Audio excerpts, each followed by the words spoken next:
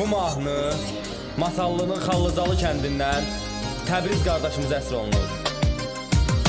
Salamlar olsun bütün Masallının varımıza.